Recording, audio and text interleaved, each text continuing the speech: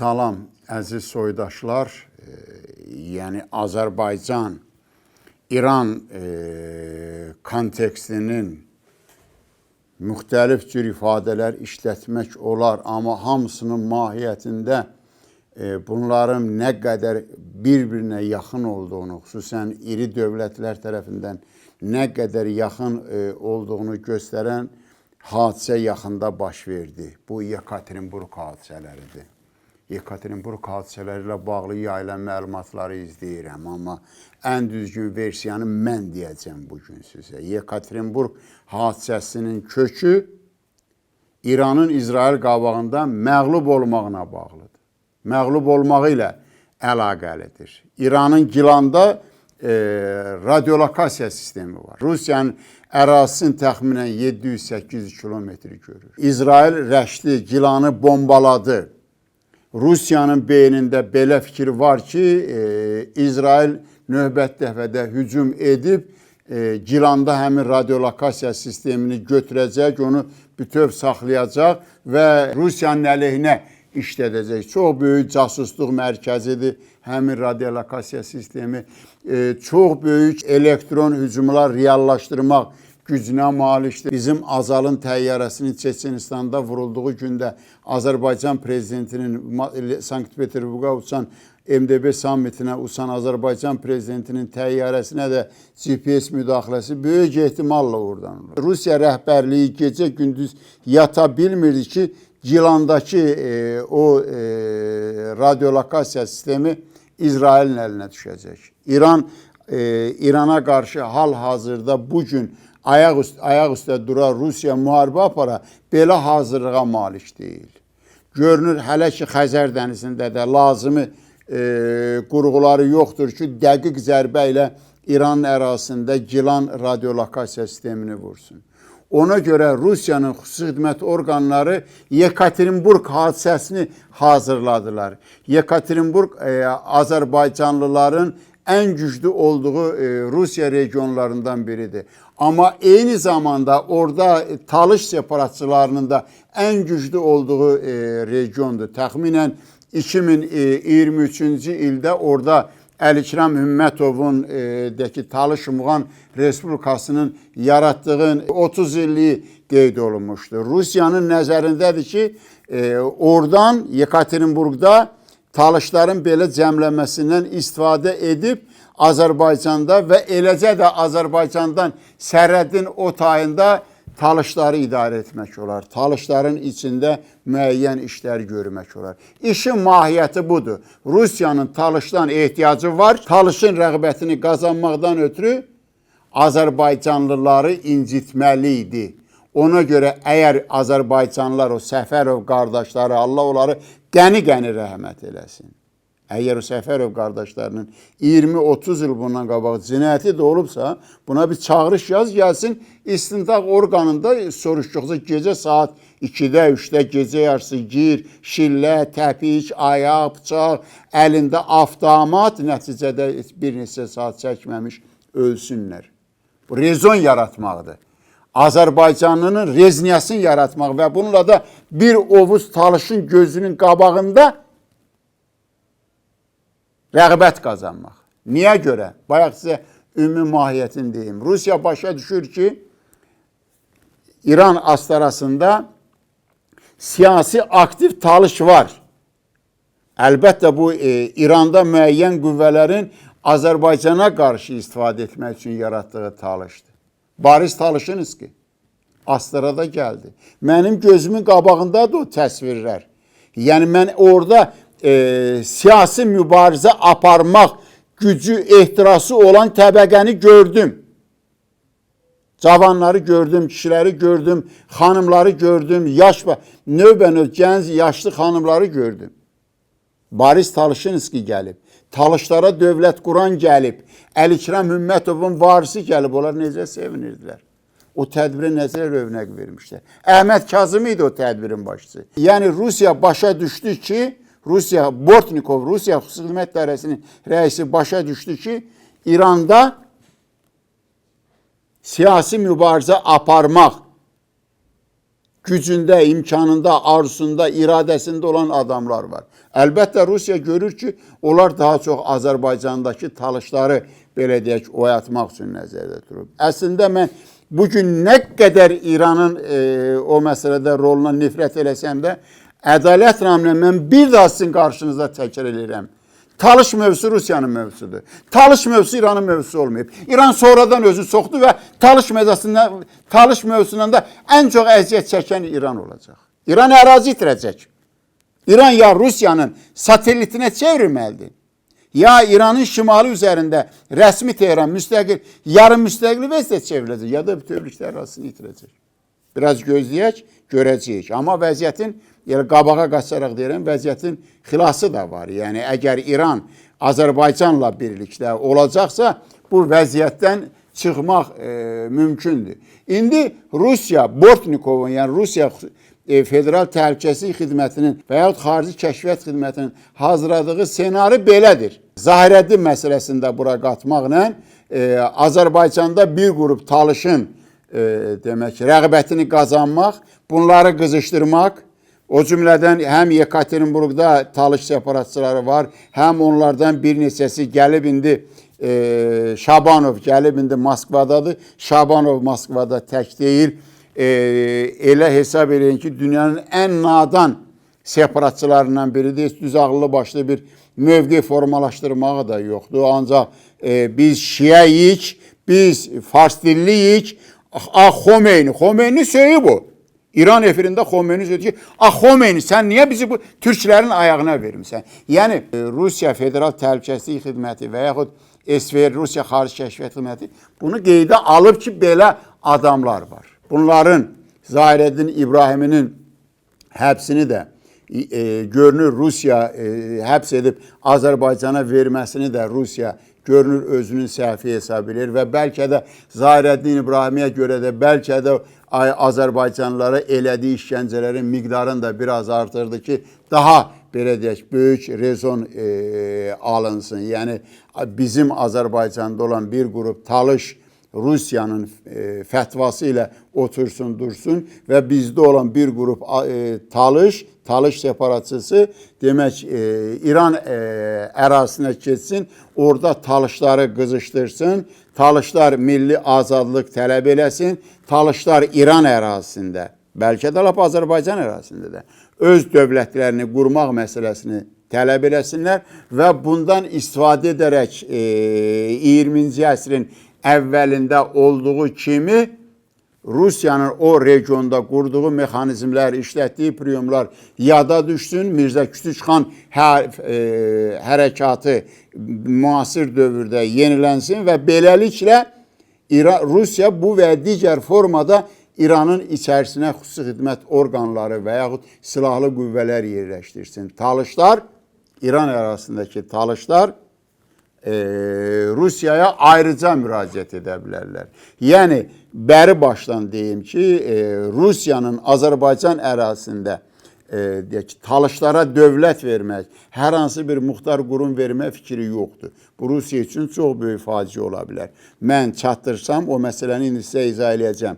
Ancaq qoyub talış mövzusu ilə bağlı fikri bitirim ondan sonra. Demək, İran ərazisindəki talışlar və biraz keçmiş Giləklər, yəni Gilan əhalisi. Gilan ostanında həm talışlar yaşayır, həm də Giləklər yaşayır. Demək olar ki, eyni xalqlar. Mən lap hətta şəxsi təcrübəmdən, şəxsi təmasımdan mən sizə deyə bilərəm bu sözləri. Amma ədalət naminə, yəni kifayət qədər belə deyək də, özləri məşğul olan əhali qrupudur, xalq qrupudur, elə bir dövlət həyatına, elə bir siyasi ambisiyaya iddialı şəxs deyirlər. Nə qədər ki, mən onları tanıyıram, mənim verdiyim qiymət belədir. Zəhmətkeşdirlər. Azərbaycan nədir bilirlər. İran nədir bilirlər. Amma eyni zamanda Rusiya nədir bilmirlər. Və mən sizə deyirəm ki, İranın mərkəzi rəhbərliyində Rusiyanın talış siyasətini çox gözəl bilirlər. Ona görə Azərbaycan müstəqil olarkən Rusiya Talış hərəkatını ələ götürdü.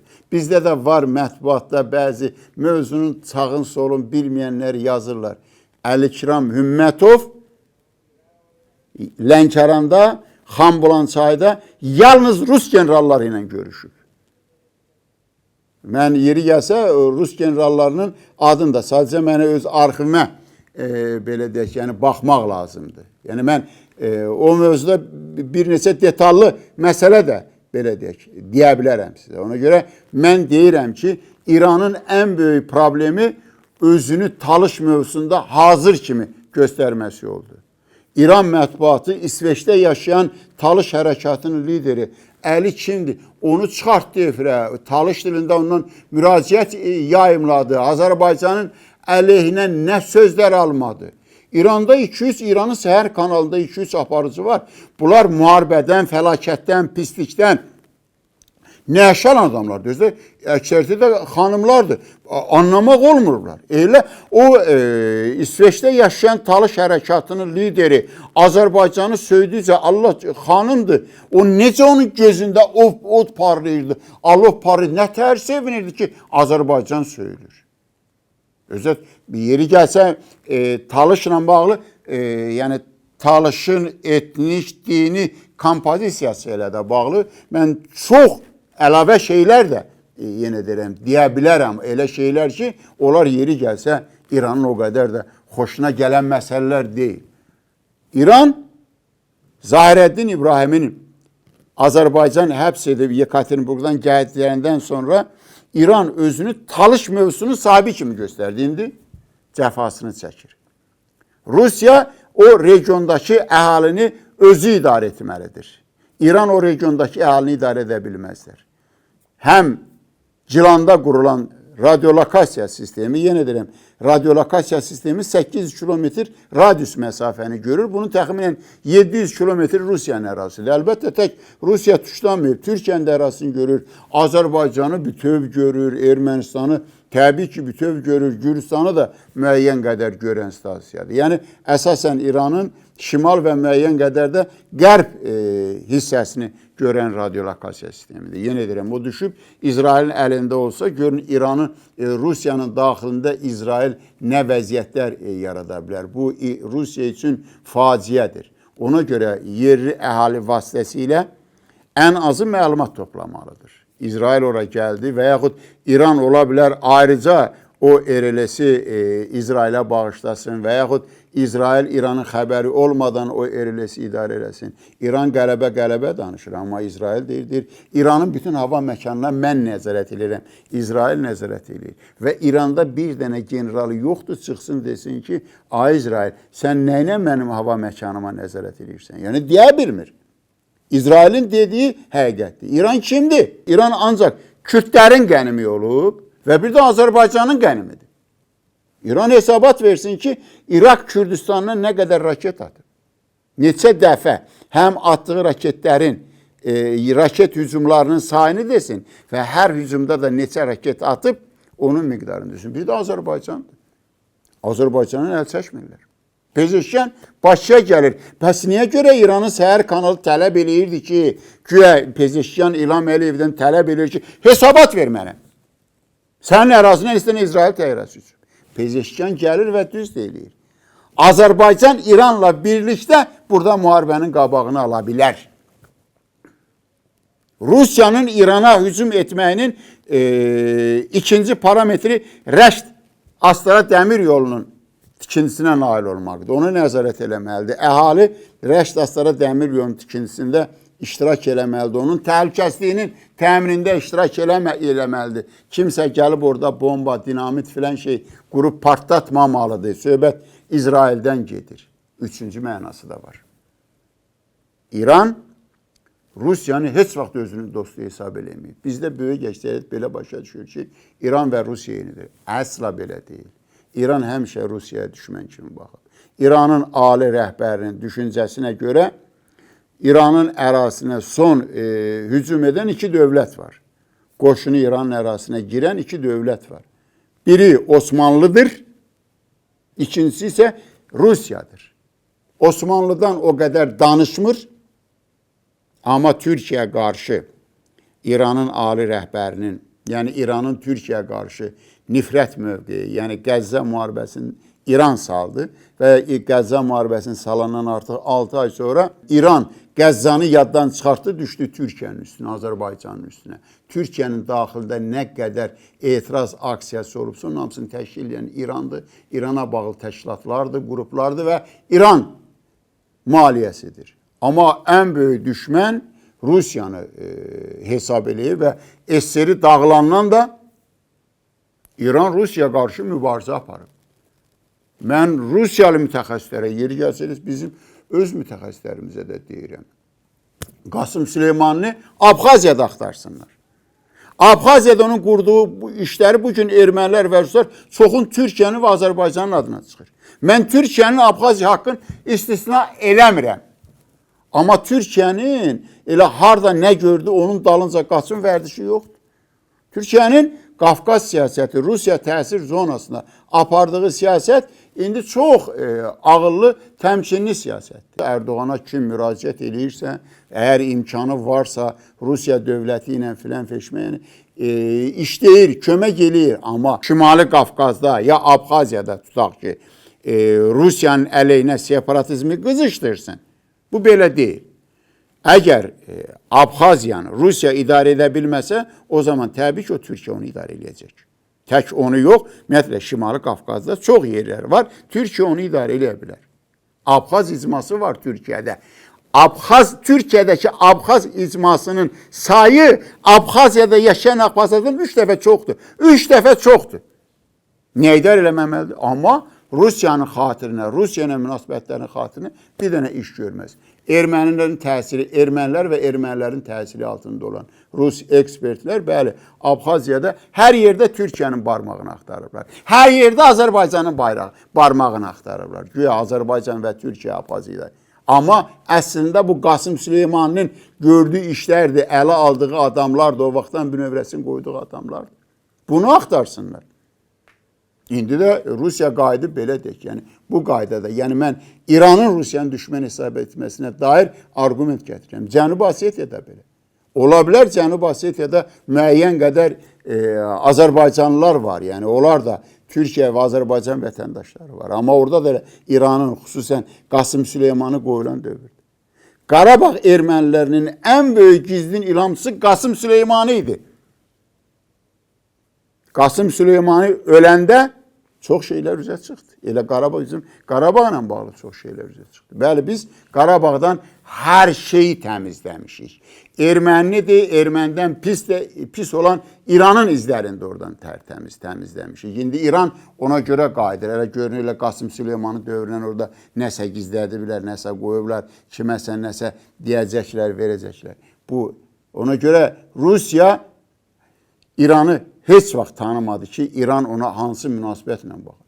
Eləcə də son 10 ildə Azərbaycan məkanı İranın əlində anti-Rusiyaçılıq müstəvisi kimi baxılıb və Azərbaycan dilində Rusiyaya qarşı xeyli çoxlu verilişlər gedib, təbliğatlar aparılıb. Rusiya sonradan Dərbəndin məsələsini ayırdı. İrandakıların da qarğıyımı, söyümü, nə deyim, yəni inanın mənlə başa düşürəm, dünyanın ən müqəddəs Azərbaycanlısı Dərbənd Azərbaycanlısı. İlahi adam nə qədər təmiz olar. Ümumiyyətlə bizim xalq, bizim millət safdır, sadədir, təmizdir. Amma bizim içərimizdə ən apogeydə, ən yuxarıda dayanan Dərbənd Azərbaycanlılardır. Onlar da İran körradır. Rusiyanın o Dərbənddə olan müəyyən manipulyasiyaları məhz İrana görə idi. İndi elə şey var, biz Azərbaycan olaraq üzə çıxa bilmirik. Yəni, indi Rusiya İranı tanıdıqca artıq tanıyıb, yəni Putin əraksını qəbul edərkən ayrı niyyətli idi. Ona görə də Putin belə deyək, yəni fikir verdisə, əraksını qəbul eləməmişdən qabaq İraqın baş naziri ilə telefonla danışdı.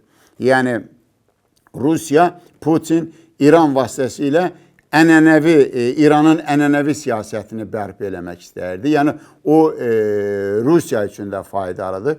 Yəni ənənəvi siyasət nədir? İran Hizbullah və Həmasa himayədarlıq eləyirdi və o himayədarlığın yolu da İrandan başlayırdı İraqa, İraqdan keçirdi Suriyaya, Suriyadan Həmas və Livan Hizbullah çatırdı. İndi Rusiya burada maraqlıdır ki, İran İraq vasitəsilə davalı davasız keçsin Suriyanın ərazisinə. Rusiya da İranın dalınca o yoldan istifadə eləsin.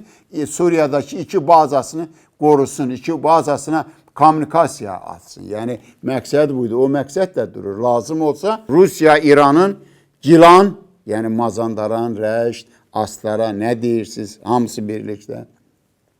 Ondan sonra qərbə tərəf Ərdəbil ostanıdır. Ərdəbildən qərbdə Şərqi Azərbaycan ostanı yerləşir. Şərqi Azərbaycandan da qərbdə İraqla, Türkiyə ilə sərhəddə Urmiya yerləşir. Qərbi Azərbaycan yerləşir. Qərbi Azərbaycandan Rusiya İraq ərazisinə, oradan da Suriya ərazisinə gedə bilər.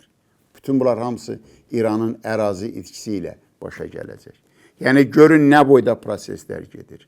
Və belə dövrdə İranın siyasətinin intellektual əmsalı, IQ əmsalı sıfırdır. Bir dənə savadlı adam yoxdur. Özü hamısı da bu dəqiqə ali dini liderə qarşı, yəni şəxsən orada nə qədər Azərbaycanlılar varsa. Yəni İranın siyasəti belə deyək də, təbəqə-təbəqədir də. Bizə bir cürə təbliğ eləyirlər, İrandakı Azərbaycanlara ayrı cürə hesab edirlər. Amma sonda hamısı İran rəhbərində, hamısı yönəlib Xamneyinin əleyhinə, yəni Xamneyi vəzifədən getməlidir. Əlbəttə mən Azərbaycançılığı nəzərə alaq, Xamneyinin hakimiyyətdə qalmasının tərəfdarıyam, amma mən elə başa düşürəm, bu ağılla, ətrafında olan adamların bu ağlı, bu savadı ilə Xamneyi uzun müddət qala bilməyəcək.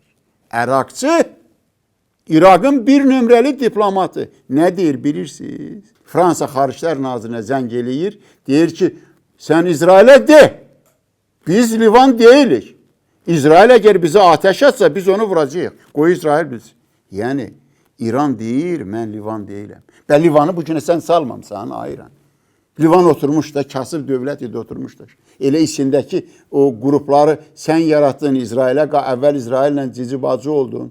Hər şeyin verdin İsrailin, Livan qarışıq ərəb torpaqlarını işğal etdirdin. Sonra başladın İsrailə qarşı mübarizə aparmağa. Livanı sən bu günə salmışsandır. Livan İsrailə qələbə də çalanda sənin hesaba qələbə çalır. Məğlub da olanda sənin hesaba məğlub olur. İndi gör, Livanı nə qədər alçaltdı Əraksi, biz Livan deyilik. Və yaxud Əraksi mən həqiqətən, mən də yanılmışam onda, mən həqiqətən onu savadlı adam bilirdim. İranın siyasətin İranın xalçası ilə müqayisə edir. Yəni bizim xalçamız var, bu qədər incədir, belə nəfisdir, belə mürəkkəb kompozisiya. Xalça ilə müqayisə edir. Müasir dövrdə PUA raket qayranda ən müasir texnologiya əlatır, amma öz siyasətin sonunda. Yəni deməkdə məqsədim o ki, ali rəhbər indiki komanda ilə və yaxud olsun səhər komandası birbaşa ali rəhbərin əleyhinə işləyən komandanın ruhporudur, onun içindədir və onun da ruhporudur. Ən azı ali rəhbər vəziyyəti sabitləşdirənə qədər bir sıra ekspertləri, bir sıra mətbu orqanlarına fasilə versin, göndərsin məzuniyyətə, gedib yatıb, yeyib, dincəlsinlər. Psix yuvasıdır. Səhər kanalı psix yuvasıdır. İranın ali rəhbərinin əleyhinə. Bax, elə bu kontekstdə mən öz Azərbaycanlılarımıza qayıdıram və qayıdıram ki, biləsiz vəziyyət nə qədər mürəkkəbdir, nə qədər gərgindir. Eləcə də o dərsi də götürün ki, son dövrlərdə Pezeşkiyanın bəyan edib Azərbaycana gəlməməsi və ən nəhayət Şuşaya gəlməsi, eləcə də o fonda İranın Ermənistandakı səfirinin Qərbi Azərbaycanlılarla bağlı İslam Əməkdaşlıq Təşkilatının Türkiyədəki sammitinin qəbul etdiyi qərarla münasibəti fonunda yenidən Pezeşkiyanın Şuşaya gəlməsi sizin gücüzdür. Sizə olan hörmətdir, sizə olan münasibətdir. Elə güc qəbulluyor. Ona görə özünüzü qorumaqdan ötürü, özümüzü qorumaqdan ötürü hökmən aktivləşməliyik. Hökmən gedən proseslər İranın parçalanmasına gətirib çıxardacaq. İran deyir Azərbaycandan PUA atılıb. Sərhəddə 100 min qoşun var, İran qoşunu var. İranın sərhəddəki 100 min qoşunun bircəciyi görmədi ki, Azərbaycanla puan necə keçdi İran. Nəysə, mənim sizə deyəcəyim bu qədər. İnşallah Allahın köməyi ilə gələn həftədə sizlə görüşmək ümidi ilə.